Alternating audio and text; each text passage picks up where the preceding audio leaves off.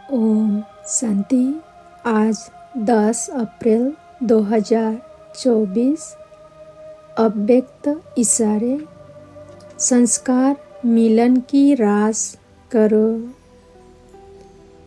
बाप को प्रत्यक्ष करने के लिए विशेष 2 बातें ध्यान में रखनी है।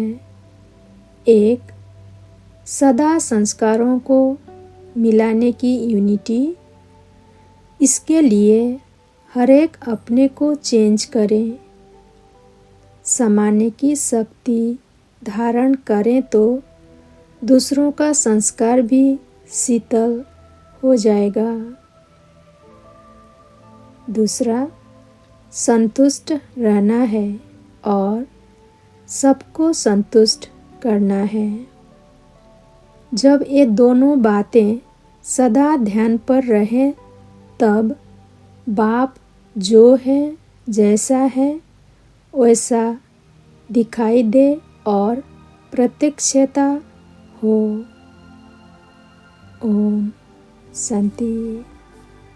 आप सबके लिए परमपिता परमात्मा का एक वरदान है जो अपने मस्तक में नोट करना। कापी तो फिर भी छूट जाएंगी ना, लेकिन मस्तक में ये वो वरदान जो है वो नोट करके रखना।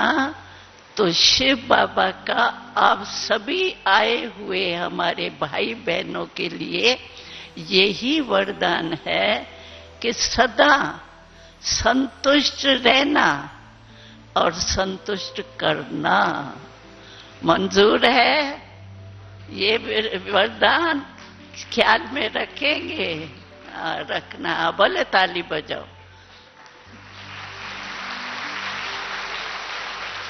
और संतुष्टता तब रहेंगी जब परमात्मा की, जिसके पास सर्व प्राप्ति होती है ना, प्राप्ति वाला हमें संतुष्ट रहता है।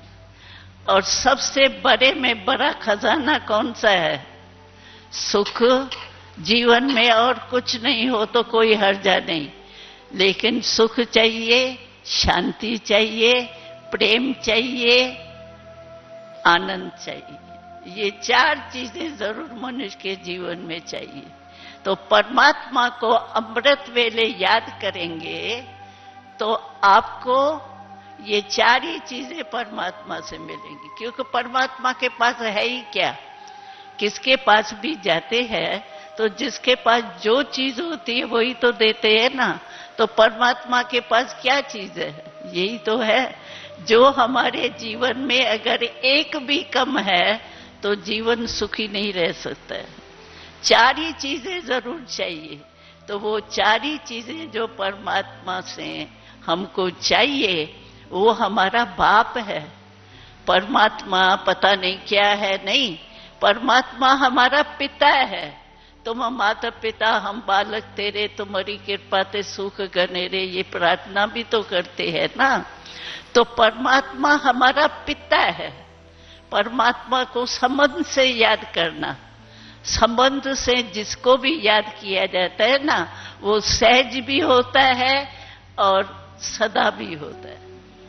आपके 4 बच्चे हैं, लेकिन 4 बच्चों में से भी जो वफादार होगा, जो बहुत प्यारा होगा चलन से, उसको आप अमेरिका में होंगे तो भी हर बात में याद करेंगे, भूलेंगे नहीं।